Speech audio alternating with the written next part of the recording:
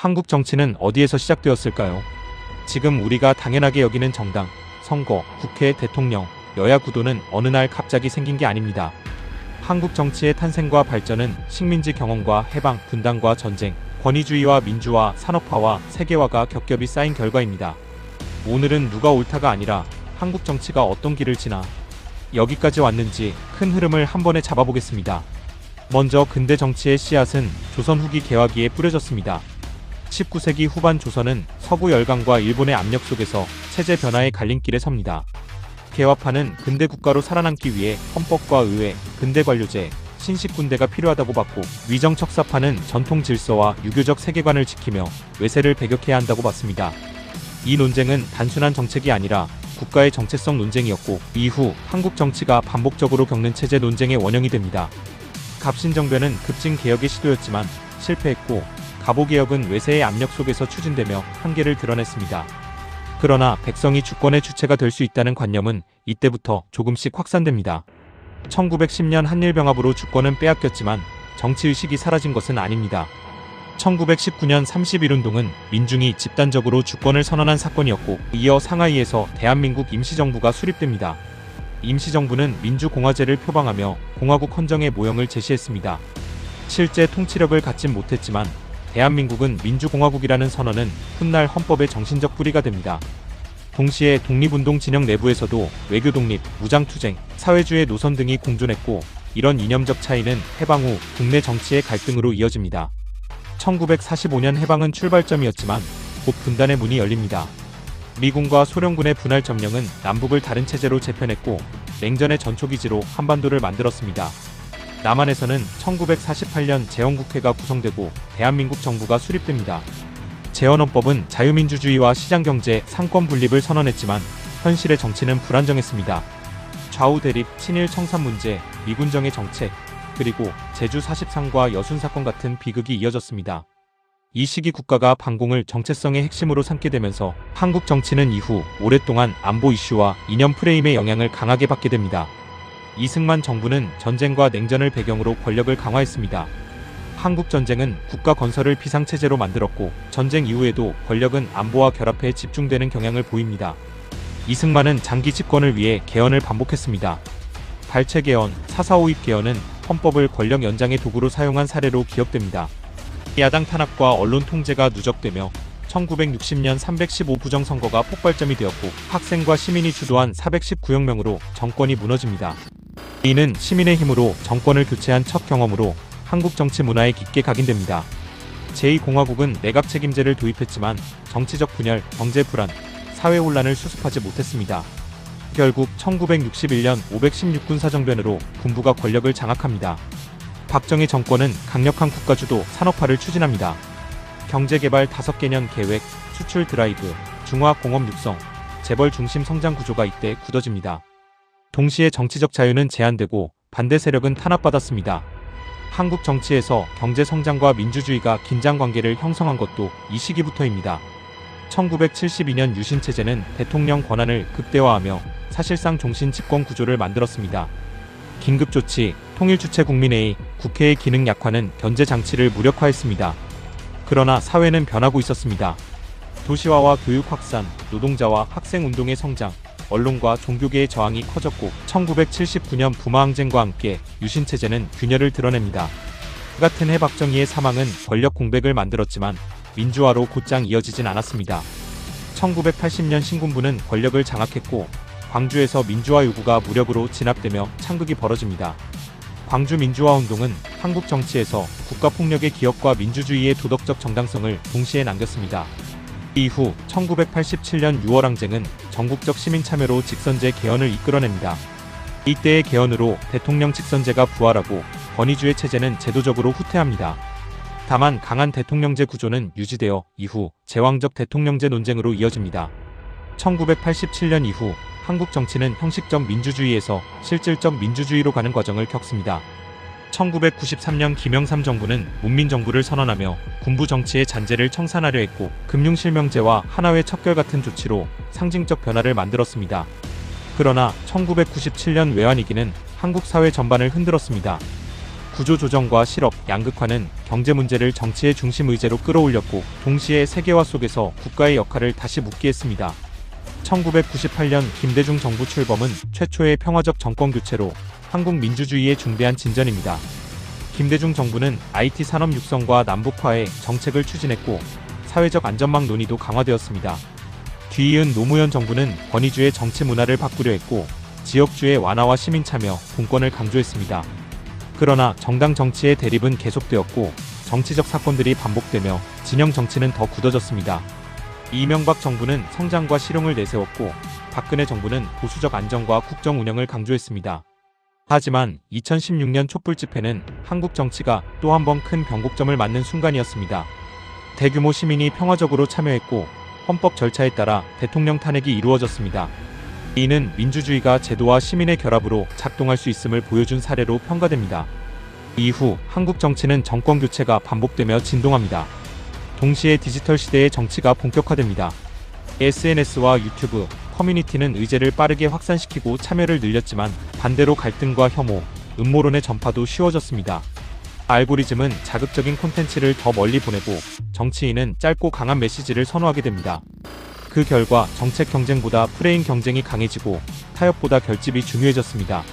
이 흐름을 더 입체적으로 보려면 정당의 탄생과 변화를 함께 봐야 합니다. 재헌국회 시기에는 지금처럼 안정된 정당 체계가 없었습니다. 인물 중심, 지역 중심의 느슨한 결사체가 많았고 권력과 의회가 정당을 통해 규율되는 민주주의의 기본 규칙이 아직 자리 잡지 못했습니다. 이승만은 자유당을 중심으로 장기 집권을 추진했지만 야권은 분열과 통합을 반복했습니다. 이때부터 한국 정치에는 대통령 권력이 정당을 압도하는 구조가 자리 잡습니다. 정당이 정책 플랫폼이라기보다 권력을 뒷받침하거나 견제하는 진영으로 기능하기 시작한 것입니다. 419 이후 제2공화국이 내각 책임제를 선택한 이유도 제왕적 대통령제의 폐해를 줄이려는 시도였습니다. 그러나 내각 책임제는 정당 간 합의와 안정된 다수파 형성이 전제되어야 합니다. 당시 한국은 정당 정치 경험이 부족했고 사회는 급격히 변하며 요구가 폭발했습니다. 경제는 불안했고 북의 위협과 냉전도 지속되었습니다. 제도는 바뀌었지만 정치 문화와 행정 역량이 따라오지 못하면서 민주화의 불안정이라는 딜레마가 드러났고 군부는 이를 명분 삼아 정변을 일으켰습니다. 군사정권 시기에는 정치의 규칙이 크게 바뀝니다. 박정희 체제는 선거를 완전히 없애지 않았지만 선거가 권력 교체의 통로가 아니라 권력 정당화의 장치로 기능하도록 만들었습니다. 여당은 국가 권력과 결합했고 야당은 제한된 공간에서 저항했습니다. 이 시기 관치 경제와 동원 정치가 결합하며 경제 성장의 성과가 정권 정당성으로 연결됩니다. 동시에 노동 통제, 언론 통제, 사법의 정치화가 심화되며 민주주의의 토대는 약해집니다. 한국 정치가 경제 성과와 민주주의 사이에서 오랫동안 갈등해온 배경입니다. 1970년대 후반에 들어서면 사회 구조가 바뀝니다. 도시 노동자가 늘고 대학 진학률이 상승하며 중산층이 형성됩니다. 정치적 권리에 대한 요구가 커지고 야당과 제야, 종교계, 언론이 연대합니다. 유신 체제가 강해질수록 반작용도 강해졌고 결국 체제는 내부 균열을 감추지 못합니다. 1980년 광주의 비극 이후 민주화 운동은 도덕적 정당성을 확보했고 1987년 6월 항쟁은 제도적 성과로 이어집니다. 직선제 개헌은 한 번의 제도 변경이 아니라 시민이 정치 규칙을 바꾼 사건이었다는 점에서 중요합니다. 직선제 이후에도 한국 정치는 곧바로 안정되진 않습니다. 1987년 대선에서 야권 분열로 여당 후보가 당선되면서 시민들은 민주화 이후의 정치가 얼마나 복잡한지 체감합니다. 이후 상김 정치로 대표되는 인물 중심 정치가 강력하게 작동합니다. 김영삼, 김대중, 김종필 같은 거물 정치인들은 지역 기반과 인적 네트워크를 바탕으로 정당을 재편했고 정당의 이합 집사는 정책보다 권력 연합의 논리로 움직이는 경우가 많았습니다. 이때 형성된 지역 구도는 오랜 기간 선거와 정당 경쟁을 규정합니다. 지방자치의 부활도 한국 정치 발전에서 빼놓을 수 없습니다. 1990년대 지방선거 체계는 중앙 권력에 집중된 정치를 지역으로 분산시키려는 시도였습니다. 그러나 지방자치는 또 다른 정치 경쟁의 무대가 되었고 중앙정치의 영향이 강하게 투영되는 대리전 성격도 띠게 됩니다. 그럼에도 지역 단위에서 정책 경쟁과 행정평가가 가능해졌다는 점에서 민주주의의 폭을 넓혔습니다. 외환위기 이후에는 경제와 복지가 정치의 중심으로 들어옵니다. 구조조정은 노동시장을 바꾸고 비정규직 문제를 확대했으며 자산격차는 정치적 분노를 키웠습니다. 성장만으로는 해결되지 않는 문제가 늘어나면서 복지국가 논쟁과 조세재정 논쟁이 본격화됩니다. 동시에 세계화 속에서 국가의 역할을 두고 작은 정부와 적극 정부의 경쟁이 심화됩니다. 이때부터 한국 정치는 경제정책의 방향을 둘러싼 이념 갈등을 더 강하게 드러내기 시작합니다. 촛불 집회와 탄핵 이후 등장한 변화도 큽니다. 시민은 평화적 집회로 정치 변화를 만들어냈고 제도는 헌법 절차로 이를 수용했습니다. 이 경험은 한국 민주주의의 강점으로 평가되지만 동시에 이후 정치가 더 높은 기대와 더 큰 실망을 반복하게 만든 배경이 되었습니다. 기대가 커질수록 갈등의 강도도 커지고 정권 교체가 잦아질수록 정책의 연속성 문제도 드러납니다. 이제 헌법과 제도 변화를 조금 더 구체적으로 보겠습니다. 한국 정치는 헌법 개정의 역사이기도 합니다.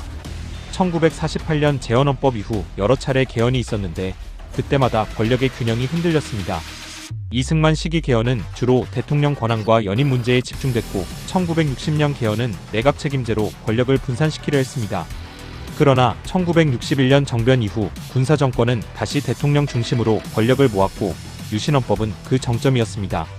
1987년 개헌은 대통령 직선제를 복원하면서도 권력 구조 자체를 근본적으로 바꾸진 못해 이후 제왕적 대통령제 비판이 반복됩니다. 즉 한국 정치는 권력을 분산시키려는 시도와 다시 집중되는 흐름이 번갈아 나타난 셈입니다. 선거제도 역시 정치의 성격을 바꿔왔습니다. 지역구 중심의 선거는 지역 기반 정당을 강화하고 거물 정치인의 영향력을 크게 만듭니다. 반대로 비례성이 강화되면 다당제가 촉진될 수 있지만 한국에서는 제도 변경이 정치적 유불리와 연결되며 갈등이 커지곤 했습니다. 그 결과 정당 체제가 안정적으로 고정되기보다는 선거 때마다 연합과 분열이 반복되는 경향이 나타납니다. 이런 구조는 협치보다는 대결을 강화하기 쉬운 토양이 됩니다. 언론의 변화도 한국 정치와 때려야 뗄 수 없습니다. 권위주의 시기에는 언론이 통제되었고 민주화 이후 언론 자유가 확대되었지만 상업화와 경쟁, 격화 속에서 정치 보도는 점점 프레임과 공방 중심으로 재편되었습니다. 인터넷과 포털, 유튜브가 등장하면서 전통 언론의 게이트키핑이 약해졌고 누구나 정치 콘텐츠를 생산하는 시대가 되었습니다. 이는 참여의 확대라는 장점이 있지만 동시에 확인되지 않은 정보와 극단적 주장도 빠르게 확산되는 환경을 만들었습니다. 한국 정치가 사실보다 진영에 의해 해석되는 현상은 이런 미디어 환경과 깊게 연결됩니다. 사법과 검찰의 역할 또한 한국 정치 발전 과정에서 반복적으로 등장합니다. 권위주의 시기에는 사법이 권력에 종속되는 경우가 많았고 민주화 이후에는 권력 감시 기능이 강화되었지만 동시에 사법의 정치화 논쟁도 커졌습니다. 정치인은 수사와 재판을 둘러싼 공방을 벌이고 국민은 이를 정의로 보기도 정치적 보복으로 보기도 합니다. 이 과정에서 제도 개혁 요구가 나오지만 개혁의 방향과 속도를 두고 진영 갈등이 커지는 일이 반복됩니다. 결국 한국 정치는 권력기관 개혁을 둘러싼 논쟁을 통해 민주주의의 질을 끊임없이 시험받아왔다고 볼 수 있습니다. 외교안보 환경의 변화도 정치 구조에 영향을 줍니다. 냉전 시기에는 반공과 동맹이 국가 운영의 핵심이었고 이후 남북관계의 변화, 북핵 문제, 미중 경쟁의 심화는 국내 정치의 쟁점을 재구성했습니다. 어떤 정부는 대화와 교류를 강조하고 어떤 정부는 억지와 제재를 강조합니다.